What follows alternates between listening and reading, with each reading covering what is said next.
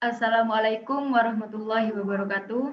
Kami dari kelompok 6 akan mempresentasikan tentang prinsip-prinsip dan kode etik dalam bisnis. Saya sendiri Zumratul Habibah, NIM 1908 1030 1166. Pengertian profesi.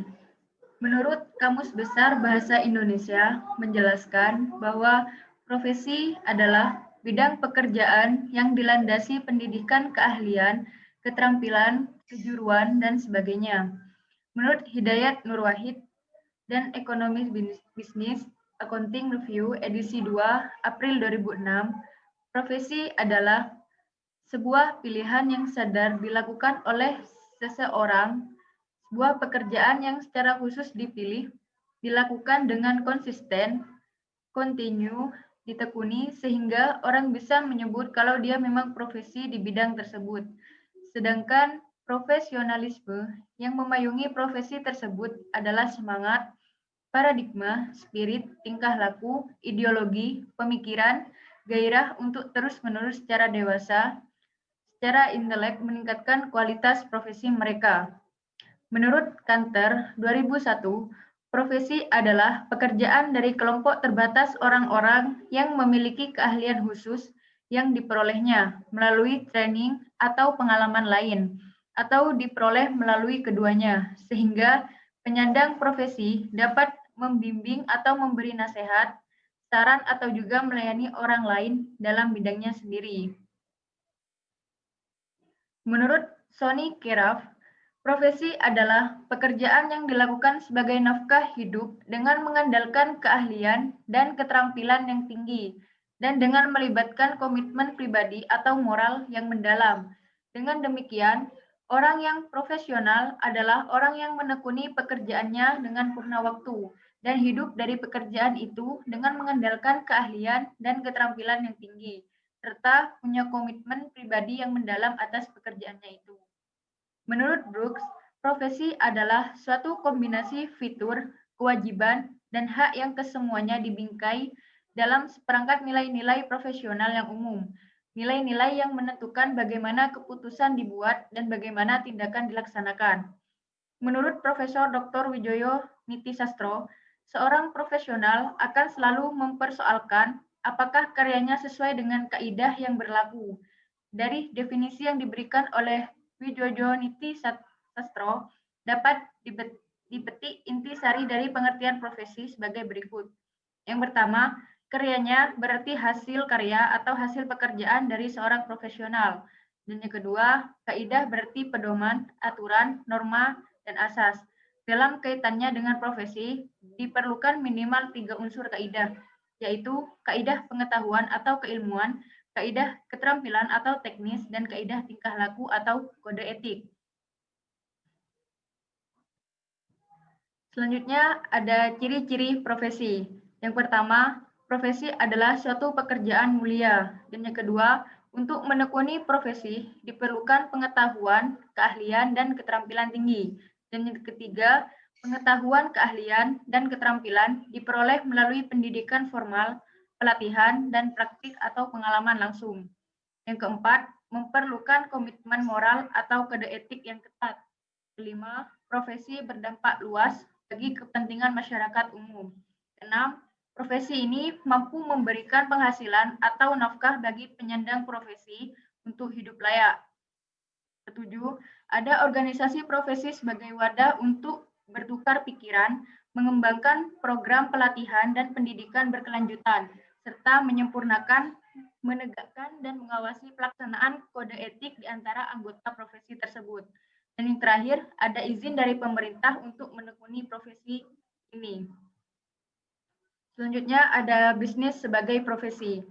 Bisnis dapat dianggap sebagai profesi karena telah sesuai dengan definisi dari ciri-ciri suatu profesi, yaitu profesi adalah pekerjaan dan di dalam bisnis terdapat banyak jenis pekerjaan. Yang kedua, ada sebagian besar jenis pekerjaan di dalam perusahaan, terutama yang dilaksanakan oleh jajaran manajemen, menuntut pengetahuan dan keterampilan tinggi, baik melalui pendidikan formal maupun melalui berbagai jenis pelatihan dari pengalaman. Selanjutnya ada profesi menurut penerapan kaidah moral atau etika yang sangat ketat. Begitu pula di dalam bisnis. Saat ini telah disadari bahwa semua pelaku bisnis, khususnya para eksekutif atau manajemen, juga harus dituntut mempunyai tingkat kesadaran atau kaidah moral yang tinggi. Selanjutnya akan dibahas oleh teman saya. Selanjutnya adalah prinsip-prinsip etika bisnis.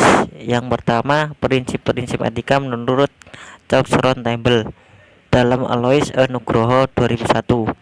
Menurutnya, prinsip etika bisnis ini merupakan salah satu kombinasi dari konsep etika Jepang yang menekankan kebersamaan dan konsep etika Barat yang menekankan pada martabat atau hak orang-orang lain. Prinsip-prinsip etika menurut Charles Roundtable yaitu sebagai berikut. Yang pertama, tanggung jawab bisnis dari shareholder ke stakeholder. Yang kedua, dampak ekonomi dan sosial dari bisnis. Sikap menghormati aturan, sikap menghormati bagi lingkungan alam, menghindari operasi-operasi tidak etis, serta dukungan dari perdagangan multilateral.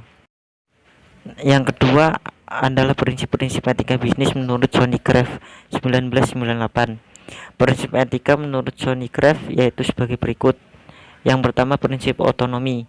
Prinsip ini menunjukkan sikap kemandirian, kebebasan, dan tanggung jawab. Oleh karena itu, syarat mutlak yang harus diciptakan untuk membentuk sikap mandiri dalam berpikir dan bertindak. Yang kedua, prinsip kejujuran. Prinsip ini menanamkan sikap bahwa yang dipikir adalah yang dikatakan dan apa yang dikatakan adalah yang dikerjakan, serta melaksanakan berbagai komitmen, kontrak, dan perjanjian yang telah disepakati. Yang ketiga, keadilan. Prinsip keadilan. Prinsip ini menanamkan sikap untuk memperlakukan semua pihak secara adil, yaitu sikap tanpa membeda-bedakan manusia, baik dari aspek ekonomi, aspek hukum, dan aspek lainnya. Selanjutnya, prinsip saling menguntungkan. Prinsip ini menanamkan bahwa dalam berbisnis perlu ditanamkan prinsip win-win solution. Artinya, setiap perilaku dan tindakan bisnis harus diusahakan agar semua orang merasa menguntungkan. Yang terakhir, prinsip integrasi moral. Prinsip untuk tidak merugikan orang lain dalam keputusan dan tindakan dari menjalankan bisnis. Prinsip ini dilandasi oleh kesadaran bahwa setiap orang harus dihormati harkat dan martabatnya. Yang ketiga, prinsip etika bisnis menurut Lawrence, Weber, dan Post 2005. Prinsip etika merupakan tuntunan bagi perilaku moral. Contoh prinsip etika antara lain kejujuran, pegang janji, membantu orang lain, dan menghormati hak-hak orang lain. Serta yang keempat, prinsip etika menurut West 2006. Ia mengungkapkan bahwa ada 4 prinsip etika, yaitu yang pertama martabat atau hak, kewajiban, kewajaran, dan yang terakhir adalah keadilan. Saya Maya Damayanti, NIM 1908 10 30 11 85. Di sini saya akan melanjutkan presentasi dari kelompok saya, yaitu mengenai etika lingkungan hidup. Yang pertama, isu lingkungan hidup. Isu lingkungan global merupakan permasalahan lingkungan dan dampak yang ditimbulkan dari permasalahan lingkungan tersebut mengakibatkan dampak yang luas dan serius serta menyeluruh bagi dunia. Bagaimana dikatakan oleh Bertens 2001, pertumbuhan ekonomi global saat ini telah memunculkan 6 persoalan lingkungan hidup, yaitu sebagai berikut. Yang pertama, akumulasi bahan beracun. Yang kedua, efek rumah kaca atau lebih sering disebut dengan greenhouse effect. Yang ketiga, perusakan lapisan ozon. Yang keempat, hujan asam atau acid rain. Yang kelima, deforestasi dan penggurunan. Yang keenam, keanekaragaman hayati. Yang pertama, akumulasi bahan beracun. Definisi dari bahan berbahaya dan beracun adalah setiap bahan sisa atau limbah suatu kegiatan atau proses produksi yang mengandung bahan berbahaya dan beracun atau lebih sering disebut dengan B3 karena sifatnya yang toxicity, flammability, reactivity, dan corrosivity, serta konsentrasi atau jumlahnya yang baik secara langsung maupun tidak langsung dapat merusak, mencemarkan lingkungan, atau membahayakan kesehatan manusia.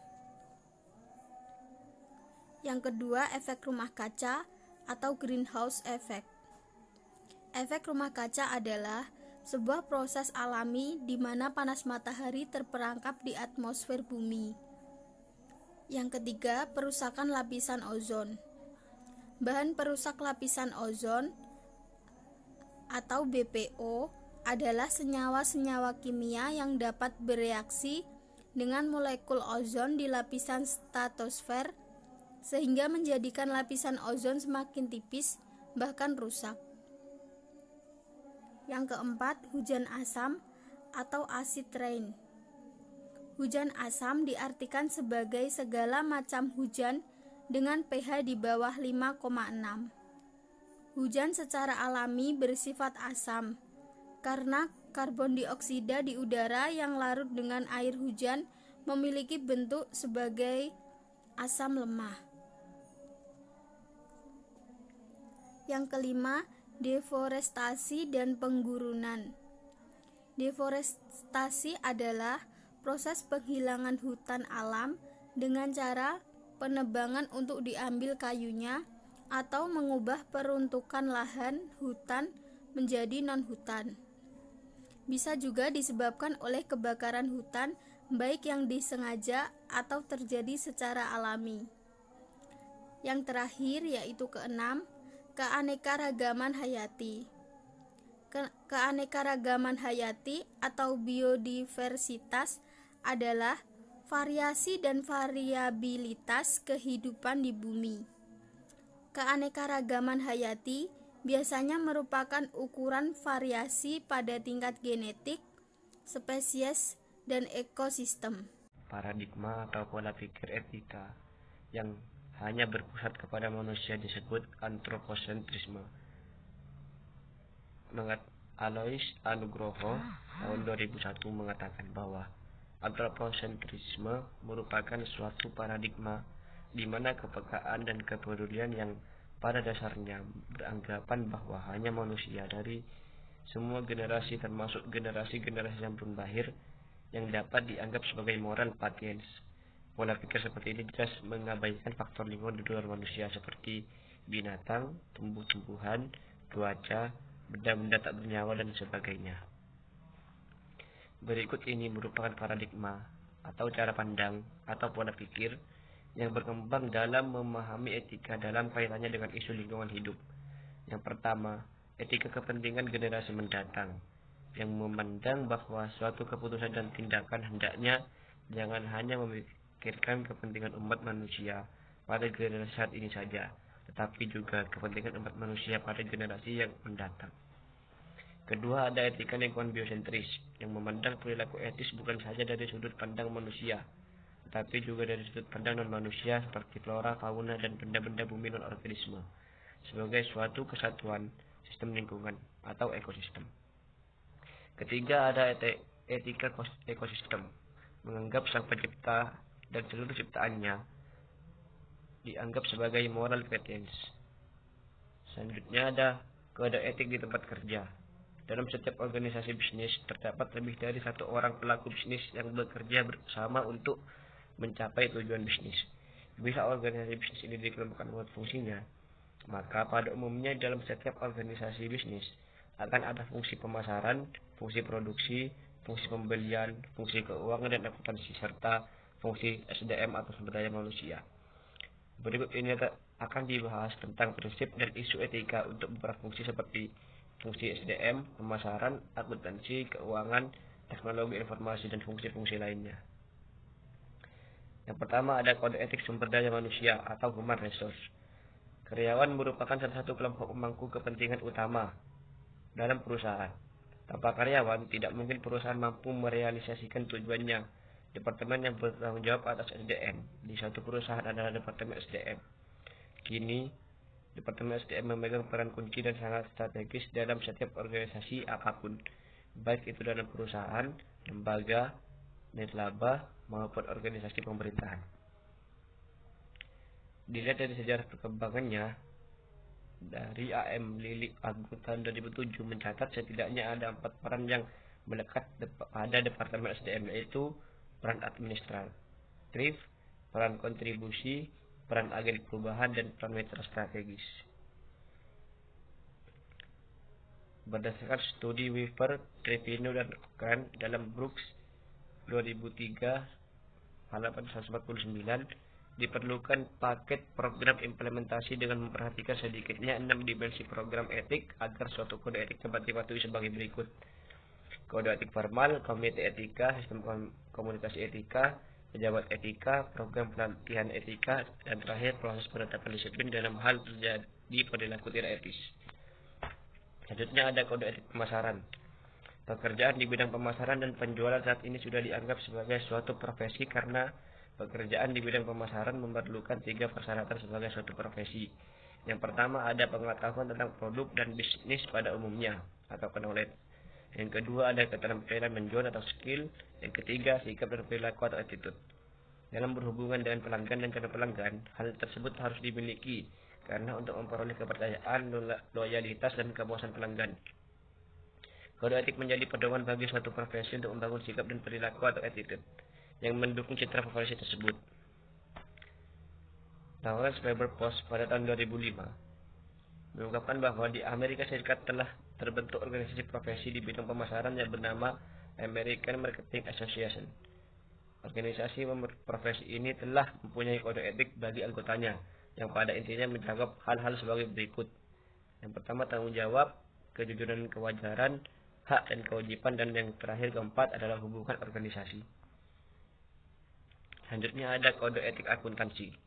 Fungsi akuntansi di dalam organisasi atau perusahaan dilakukan oleh Departemen Akuntansi. Karyawan yang berada di bawah Departemen Akuntansi yang memenuhi syarat disebut sebagai akuntan manajemen. Tugas utama akuntan manajemen adalah merancang dan memelihara sistem informasi akuntansi agar Departemen Akuntansi mampu menghasilkan 2 jenis laporan akuntansi, yaitu laporan keuangan dan laporan manajemen. Pekerjaan di bidang akuntansi juga disebut sebagai profesi karena memerlukan pengetahuan akuntansi dan pendidikan formal, memerlukan keterampilan dan mengolah data dan menyajikan laporan. Yang terakhir, orang atau karyawan di bidang akuntansi tersebut harus mempunyai sikap dan perilaku etis. Akuntan manajemen akan mudah sekali terpengaruh untuk menyusun laporan keuangan yang tidak benar dan terperangkap untuk mengikuti kemauan pihak tertentu bila tidak mempunyai kesadaran etis yang kuat dalam menjalankan profesinya. Menurut Duska dan Duska tahun 2005, kode etik akuntan manajemen setidaknya harus meliputi 4 standar perilaku etis, yaitu yang pertama ada kompetensi, yang kedua kerahasiaan, yang ketiga integritas, dan keempat objektivitas. Kode etik keuangan. Pekerjaan di bidang keuangan sudah menjadi suatu profesi karena sudah memenuhi syarat-syarat untuk dianggap sebagai profesi, yaitu diperlukan pengetahuan tentang manajemen keuangan, kredit dan perbankan, pasar modal, dan pengetahuan terkait lainnya. Yang kedua, diperlukan keterampilan tinggi dalam bernegosiasi dengan pejabat lembaga keuangan. Yang ketiga, mempunyai sikap dan perilaku etis yang kuat. Selanjutnya ada kode etik keuangan. Para profesional di bidang keuangan di Amerika Serikat telah mempunyai organisasi profesi disebut Association for Investment Management and Research. AIMR juga telah mempunyai kode etik yang dapat dijadikan acuan perilaku bagi semua anggotanya. Ringkasannya dapat dilihat pada tabel berikut. Kode etik teknologi informasi. Penemuan dan pengembangan jaringan internet serta teknologi telepon seluler makin mendukung pertumbuhan bisnis di bidang teknologi informasi dan komunikasi, yang pada gilirannya menggerakkan seluruh perekonomian dan pendidikan di dunia saat ini. Namun, bukan rahasia lagi bahwa kemajuan perangkat keras dan perangkat lunak komputer juga diikuti oleh munculnya beragam jenis virus komputer yang setiap saat dapat mengancam data apapun dan milik siapapun. Kejahatan makin sering terjadi dengan dampak kerugian yang ditimbulkan makin besar, seperti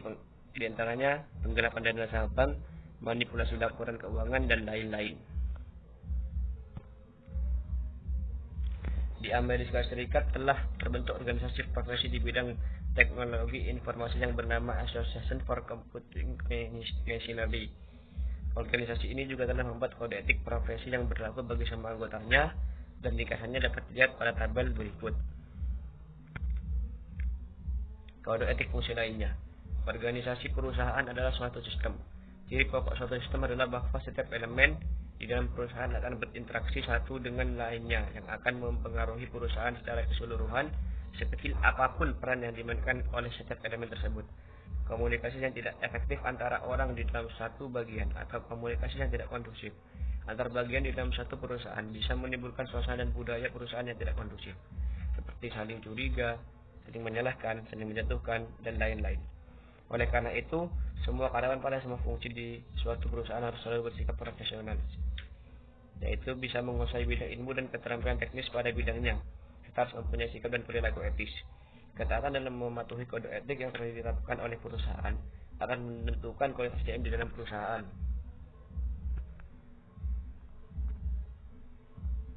Perkenalkan, nama saya Jatmiko Kurniawan, NIM 190810301192. Di sini saya akan melanjutkan presentasi dari teman saya, yaitu tentang perbandingan kode etik. Dalam perbandingan kode etik ini ada beberapa konsep yang bisa muncul dalam pedoman kode etik suatu profesi, yaitu diantaranya yang pertama integritas, yang kedua whistleblowing, yang ketiga kompetensi, yang keempat objektivitas dan independensi. Yang pertama ada integritas. Integritas sama dengan kejujuran.